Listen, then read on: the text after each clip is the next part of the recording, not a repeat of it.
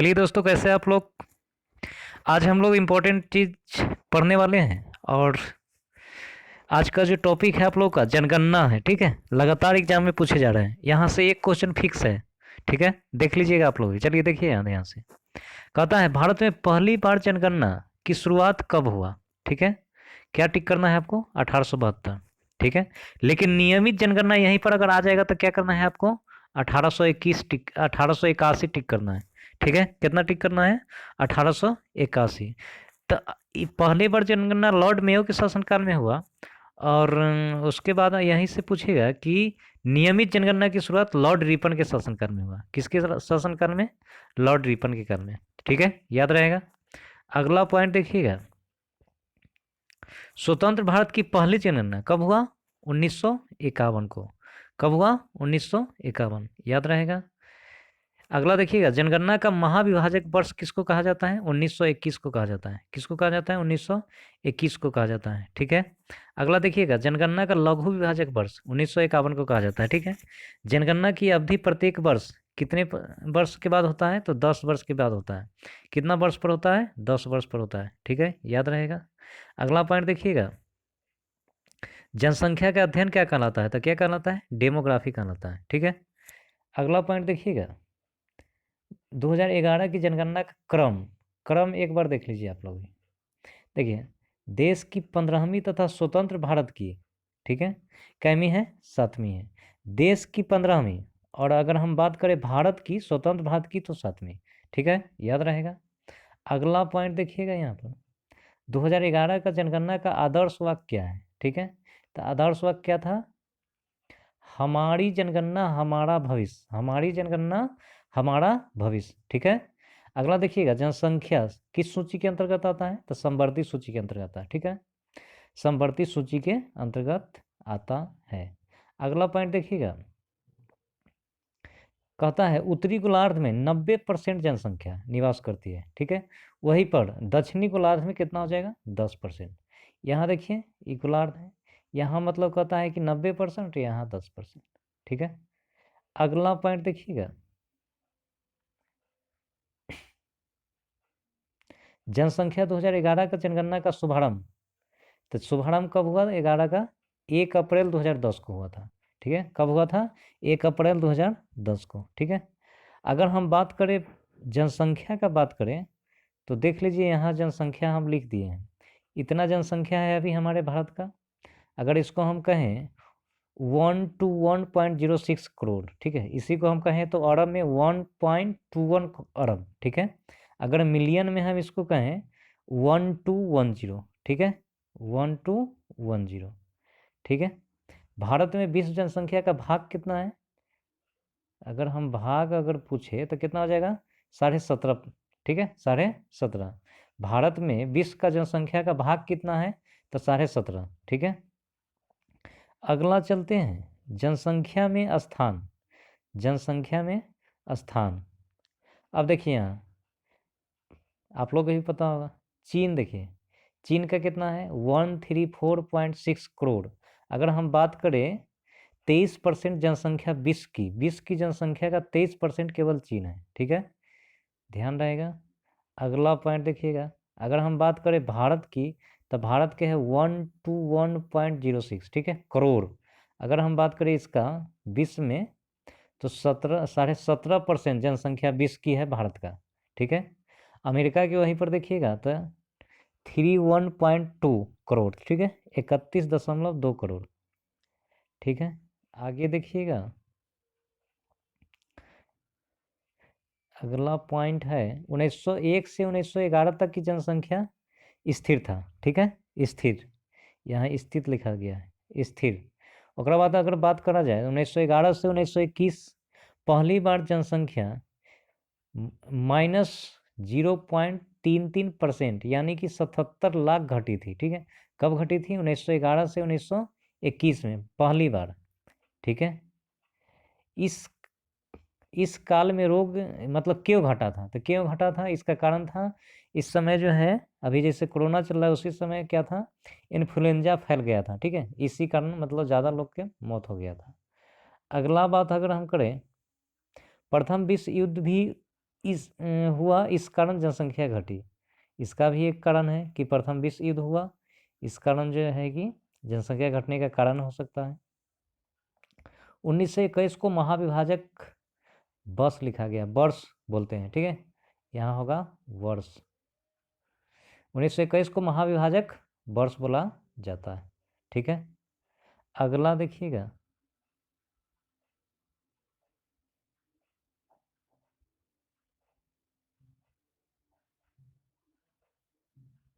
अगला अगला चलिए अब देखिएगा क्या कहता है। 1921 से 1951 तक धीमी गति से जनसंख्या बढ़ी। 1921 से 1951 तक क्या हुआ, धीमी गति से जनसंख्या बढ़ रही थी, ठीक है। अगला देखिएगा, 1951 से 1981 तक जनसंख्या बढ़ी, लगभग दोगुनी हो गई, ठीक है। अगला देखिएगा, सर्वप्रथम सर्वप्रथम मौर्य काल में जनगणना हुई थी। कब हुआ था, मौर्य काल से ही स्टार्ट था, ठीक है। अगला पॉइंट देखिएगा, कौटिल्य के अर्थशास्त्र में इसकी जानकारी मिलती है, ठीक है। किसकी, जनगणना का। जनगणना गृह मंत्रालय के अंतर्गत है। किस मंत्रालय के अंतर्गत आता है, गृह मंत्रालय के अंतर्गत, ठीक है।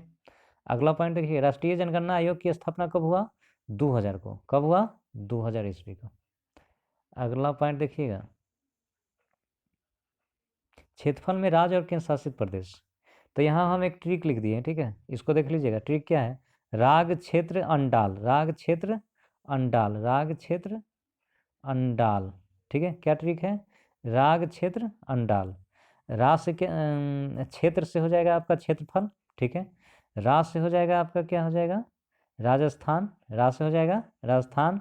ग से हो जाएगा क्या, गोवा। मतलब कहा जाए सबसे ज़्यादा क्षेत्रफल में राजस्थान है, और सबसे छोटा में कौन हो जाएगा, गोवा, ठीक है।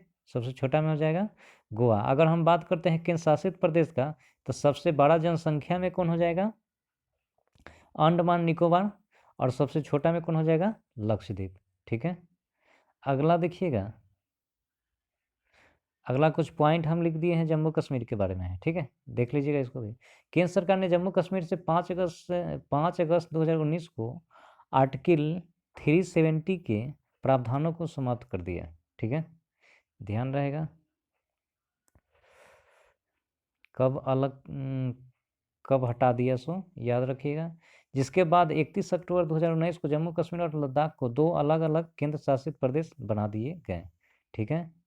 देख लीजिएगा इसको, जम्मू कश्मीर केंद्र शासित प्रदेश बना, साथ ही इसका पुनर्गठन भी हो गया, ठीक है। सीधा पॉइंट हम लिख दिए हैं, एक बार देख लीजिएगा।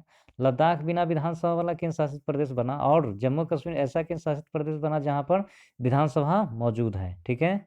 याद रहेगा, लद्दाख बिना विधानसभा वाला केंद्र शासित प्रदेश बना, और जम्मू कश्मीर ऐसा केंद्र शासित प्रदेश बना जहां पर विधानसभा मौजूद है, ठीक है। अगला पॉइंट देखिएगा, जम्मू कश्मीर में मौजूद राज्यपाल का पद भी समाप्त हो गया। दोनों केंद्र शासित प्रदेश में उपराज्यपाल पद भी व्यवस्था है, ठीक है। उपराज्यपाल की व्यवस्था है, ठीक है। किसका पद समाप्त हुआ है, राज्यपाल का पद समाप्त हो गया है, ठीक है।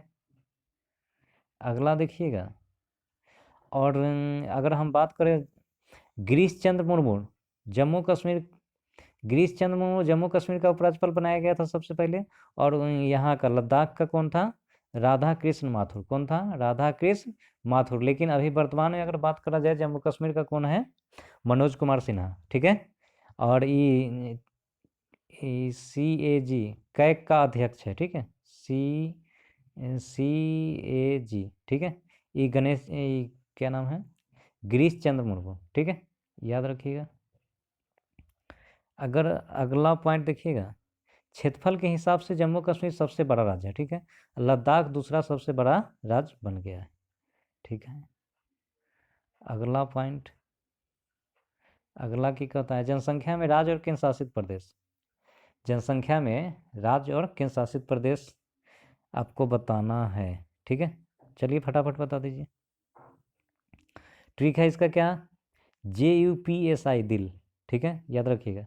जे से हो जाएगा आपका जनसंख्या, जनसंख्या के हिसाब से कौन प्रथम है, तो जनसंख्या के हिसाब से अगर बात कीजिएगा तो उत्तर प्रदेश हो जाएगा, और सबसे कम अगर जनसंख्या बात कीजिएगा तो सिक्किम हो जाएगा। ठीक है, अगर हम इसमें केंद्र शासित प्रदेश में अगर बात करते हैं तो सबसे ज़्यादा हो जाएगा दिल्ली, और बाद सबसे कम हो जाएगा लक्षद्वीप। ठीक है, अगला देखिएगा लिंगानुपात के हिसाब से, लिंगानुपात के हिसाब से राज्य और केंद्र शासित प्रदेश। तो इसका ट्रिक क्या हम दे दिए हैं आपको, इसका ट्रिक है, आप देख रहे होंगे, ले के हरिपद, ले के हरिपद, ले के हरिपद। तो ले से हो जाएगा लिंगानुपात, ले से हो जाएगा क्या, लिंगानुपात हो जाएगा आपका। और अगला पेज पर है देखिए, के से हो जाएगा आपका केरल, ले के हरिपद, ले के हरिपद। ठीक है, तो ले के हरिपद, तो के से हो जाएगा केरल, हरि से हो जाएगा हरियाणा, मतलब सबसे ज़्यादा लिंगानुपात केरल, उसके बाद हो जाएगा हरियाणा।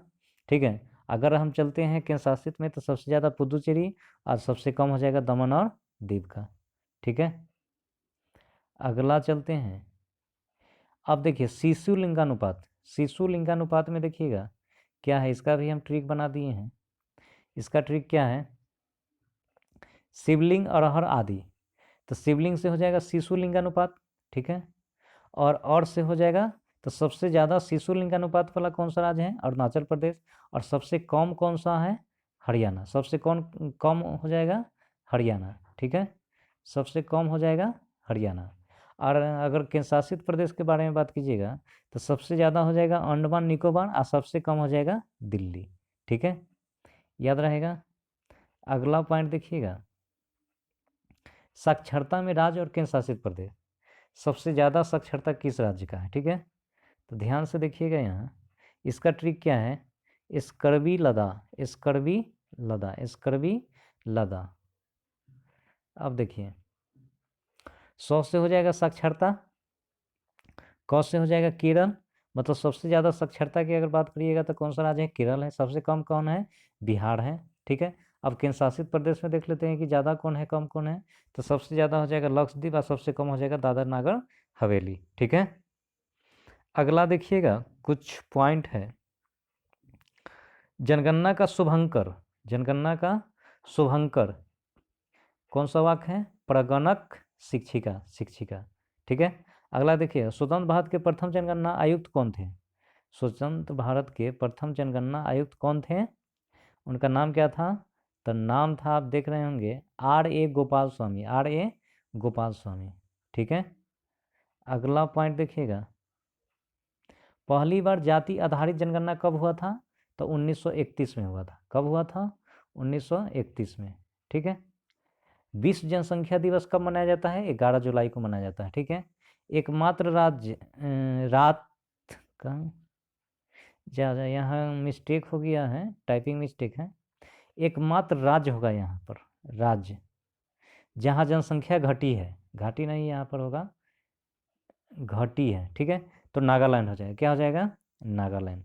ठीक है, अगला पॉइंट देखिएगा, अधिक जनसंख्या जिला, ये कौन हो जाएगा, ये थाने पड़ता है, थाने, यहाँ पर ब्रैकेट होगा, थाने, ये कहाँ पर पड़ता है, महाराष्ट्र में। अधिक जनसंख्या जिला, और कम जनसंख्या जिला कौन हो जाएगा, दिबांग, कौन हो जाएगा, दिबांग घाटी, ये कहाँ पर पड़ता है, अरुणाचल प्रदेश में पड़ता है। ठीक है, दिबांग घाटी कहाँ पड़ता है, अरुणाचल प्रदेश में। ठीक है, अगला अगर हम बात करते हैं यहाँ पर,